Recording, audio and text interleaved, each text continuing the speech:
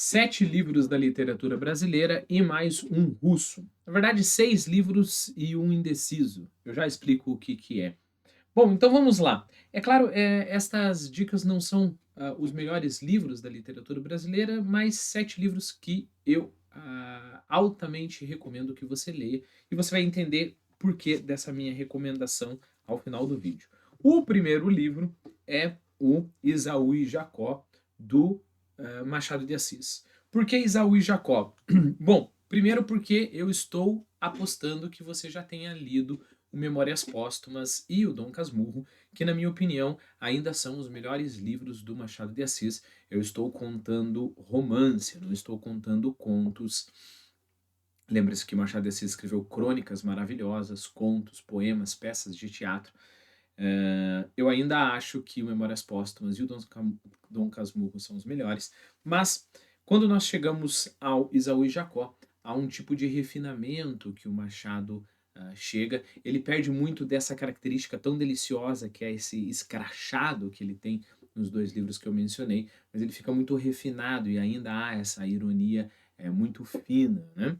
Então, digamos assim, é um livro mais lapidado dele. Então, primeiro livro, Memórias Póstumas de Brás Cubas. O segundo livro é esse daqui. Na verdade, é, livro modo de dizer, eu estou recomendando um conto, se você quiser chamar assim, ou até uma novela, se você quiser chamar assim, que nessa minha edição aqui, se eu não me engano, é o último conto do livro, é assim. O nome do conto é A Hora e Vez de Augusto Matraca. Motivos para ler isso daqui. Primeiro, é Guimarães Rosa, né? E todo mundo que ama literatura é cobrado que algum momento da tua vida você vai ter que ler Guimarães Rosa, né? E Guimarães Rosa é muito bom. Bom, começar o Guimarães Rosa com o Grande Sertão Veredas, eu diria assim, é um ato de muita ousadia, se não for um ato de irresponsabilidade. Se você não puder trancar a tua faculdade por 6 meses, largar o teu emprego e se dedicar 3 ou 4 horas por dia, eu não aconselho você começar com o Grande Sertão Veredas. Então, comecemos com A Hora e Vez de Augusto Matraca. Próximo livro é A Hora da Estrela, de Clarice Lispector. Por que A Hora da Estrela? Porque o narrador da Hora da Estrela está extremamente perdido. Só que ele está perdido numa profundidade tão grande que quem está lendo pode se perder junto com ele. Uma profundidade, digamos assim, filosófica, né? Mais ou menos como Nietzsche, muitas vezes você vai ler e o Nietzsche está perdido. E se você não, ou você tem uma base mais profunda do que o lugar onde o Nietzsche ou aqui o narrador da Hora da Estrela estão perdidos, ou você se perde junto com eles. Então é um ótimo desafio para as suas convicções filosóficas, né? Se você não se matar depois desse livro. Bem trabalhado esse livro, ele pode, nós podemos tentar responder as questões que este narrador nos traz. Nós podemos tentar encontrar uma saída para esse escritor aqui, ok? Não foi a pretensão da Clarice que nós tentássemos fazer isso ao ler A Hora da Estrela, mas se pode fazer isso e é um trabalho muito bonito. Próximo livro é O Angústia, de Graciliano Ramos. Por quê? Mais ou menos como aconteceu com Machado de Assis, eu estou esperando, eu estou ali confiando que você vai já ter lido o Vidas Secas, né? Então é muito interessante conhecer esse Graciliano Ramos muito mais intimista, né? A coisa se passa muito mais no interior. Um livro bem pessimista, um tom bem pesado de se ler, mas maravilhoso. Depois, nós temos o Novelas Nada Exemplares. Deixa eu ver se é isso mesmo. 1, 2, 3, 4, 5, 6. Não, isso daqui eu já mostro, eu já falo para vocês. Então esqueçam Novelas Nada Exemplares por enquanto. Depois, qualquer peça do Nelson Rodrigues. Qualquer peça do Nelson Rodrigues é uma coisa maravilhosa. Qualquer um dos contos do Nelson Rodrigues também é uma coisa maravilhosa, só que como eu estou indicando livros que não são contos, então fica aqui Anjo Negro, por exemplo. Bom, qualquer uma das coisas que Nelson Rodrigues escreve. Por quê? Porque Nelson Rodrigues consegue ser extremamente impactante. Se você lê um dos contos da vida como ela é, por exemplo, extremamente profundo, só que numa linguagem extremamente simples, é uma linguagem jornalística, né? Eu ouso dizer que Nelson Rodrigues consegue a profundidade de um Guimarães Rosa sem cobrar de você que você fique com 300 dicionários do lado e perdido, chore um pouco e continue a leitura, né? Então, Nelson Rodrigues é sim um gênio, né?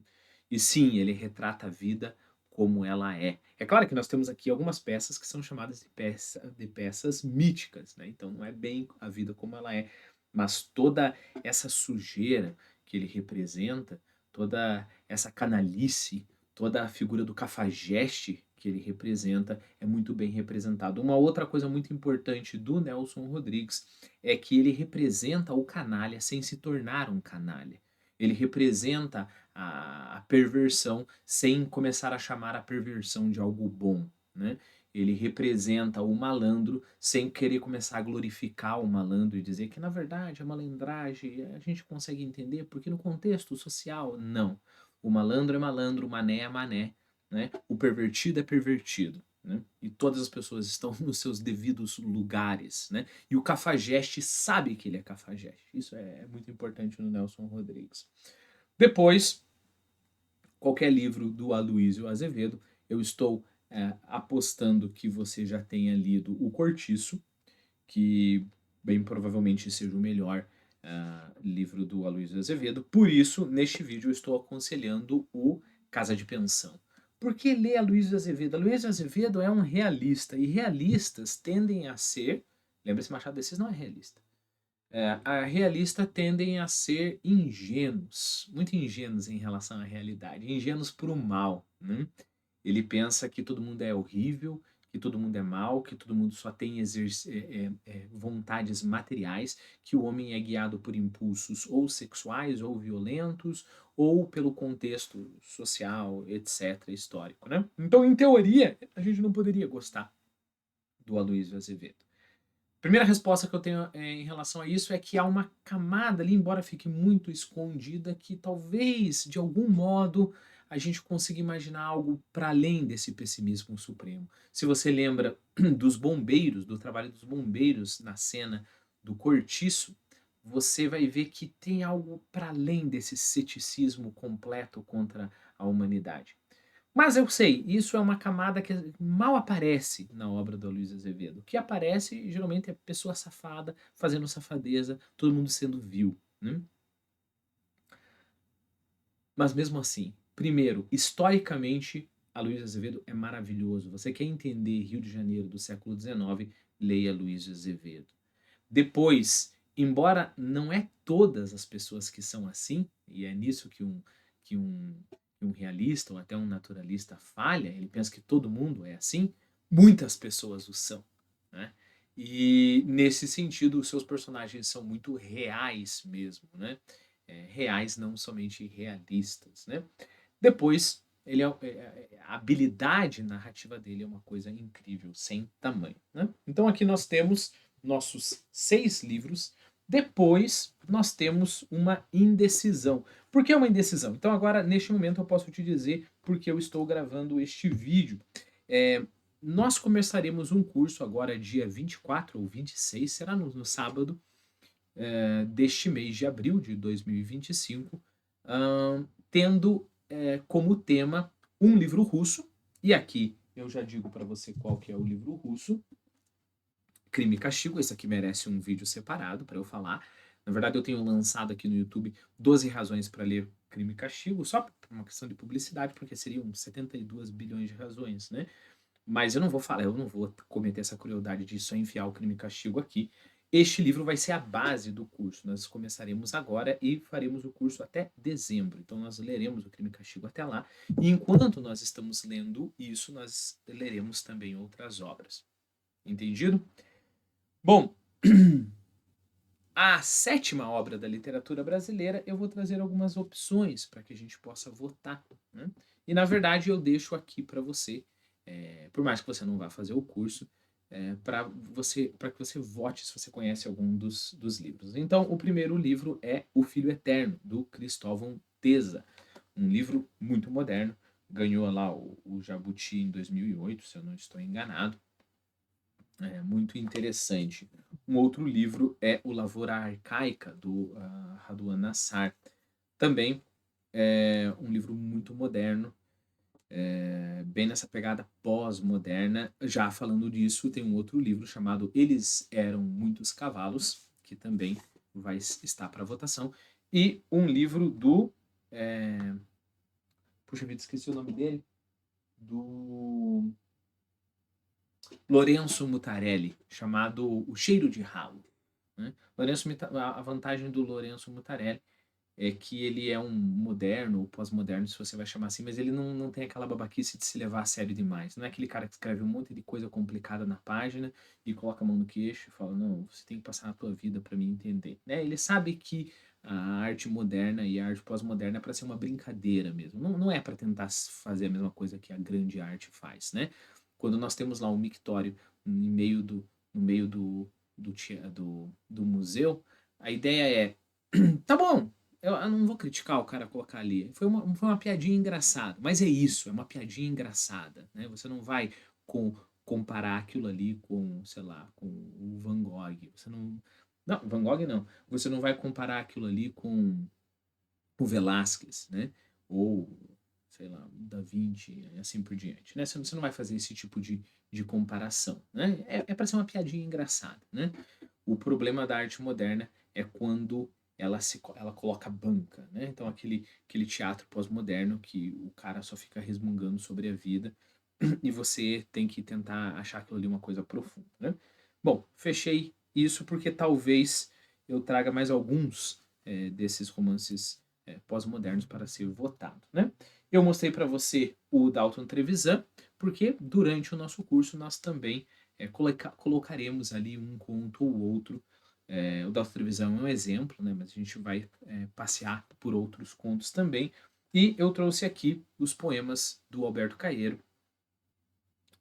que é um dos heteronômicos do Fernando Pessoa.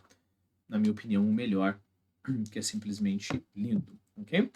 Se você quer mais informações sobre o curso, eu vou deixar o meu telefone aqui, mas basicamente as aulas acontecerão via Zoom, né? Serão encontros ao vivo, mas além do encontro ao vivo, os alunos terão acesso a vídeos exclusivos para que eles possam reassistir. Também faremos um grupo no WhatsApp, onde eu vou interagir com os alunos vão mandar perguntas ou os alunos interagir entre eles para que as discussões fiquem mais interessantes. Para aqueles que desejarem, isso vai ser opcional, eu vou dar a oportunidade para que você escolha um livro e converse um pouquinho numa das aulas, fale um pouquinho sobre uma parte específica do livro, se você desejar. Se você não desejar, não precisa não.